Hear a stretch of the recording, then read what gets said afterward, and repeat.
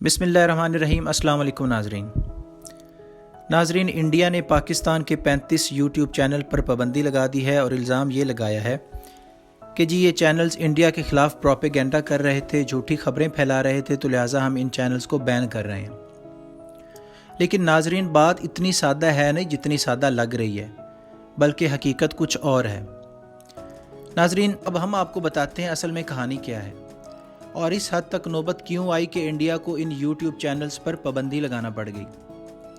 तो नाजरीन, असल में बात यह है कि जिन यूट्यूब चैनल्स पर पाबंदी लगी है वो कोई आम चैनल नहीं है, बल्कि इन तमाम चैनल्स के 1 अरब से ज़्यादा व्यूज़ और 1 करोड़ से ज़ायद सब्सक्राइबर्स हैं और वो सारे के सारे उर्दू चैनल्स हैं, यानी उनका सोर्स ऑफ कम्युनिकेशन उर्दू ज़बान है।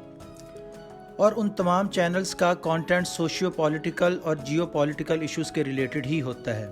यानी ये चैनल्स ना सिर्फ पाकिस्तान के समाजी और सियासी मसाइल पर बोलते हैं, बल्कि पूरे खित्ते के समाजी और सियासी मसाइल पर भी वीडियोज़ बनाते हैं और इनमें अक्सर भारत उनके निशाने पर होता है। अब नाजरीन, दिलचस्प बात यह है कि पाकिस्तान में रोज़ाना की बुनियाद पर यूट्यूब व्यूवर्स की तादाद 1 से 1.5 करोड़ के दरमियान है, जबकि इन 1 से 1.5 करोड़ व्यूवर्स में सियासत के शौकीन अफराद की तादाद कुछ लाख है। अब सोचने की बात यह है कि फिर इन 35 चैनल्स पर अरबों व्यूज़ कहाँ से आ रहे हैं। तो नाजरीन, इसका जवाब ये है कि इन अरबों व्यूज़ में करोड़ों व्यूज़ इंडिया से हैं और इंडिया के सिख और मुसलमानों की बड़ी तादाद इन चैनल्स को देखती थी। अब इंडियन मीडिया तो दुनिया का झूठा तरीन मीडिया है। उन्होंने तो हमेशा अपनी आवाम को धोखे में ही रखा है और कभी सच अपनी आवाम के सामने नहीं आने दिया। और अब जब सच्ची और कड़वी बातें उन इंडिया के सिखों और मुसलमानों के कानों तक पहुंची तो उनमें इंडिया के ख़िलाफ़ और हिंदुओं के ख़िलाफ़ नफ़रत और भड़की और उनमें हिंदुओं के ख़िलाफ़ अलमे बगावत बुलंद करने का जज्बा पैदा हुआ। और नाजरीन, हाल ही में जब इंडियन पंजाब के सिखों ने किसान बिल के ख़िलाफ़ मुजाहरे किए तो इंडियन मीडिया ने उनके ख़िलाफ़ जहरीला प्रोपेगेंडा किया। जबकि पाकिस्तान से उनके हक़ में आवाज़ बुलंद हुई तो उनको ये एहसास हुआ कि जिनको वो अपने सगे समझ रहे थे, हकीकत में वो उनके दुश्मन थे, और जिनको वो सालों से दुश्मन समझते रहे वो उनके खैर खा थे। यही वजह है कि अब गोल्डन टेम्पल हमले के बाद से जो सिख चुप बैठे थे, अब वो फिर खालिस्तान बनाने के लिए सरगर्म हो गए हैं। और अमेरिका और यूरोप में जो अलहदगी का रेफरेंडम हो रहा है वो इसी सिलसिले की एक कड़ी है।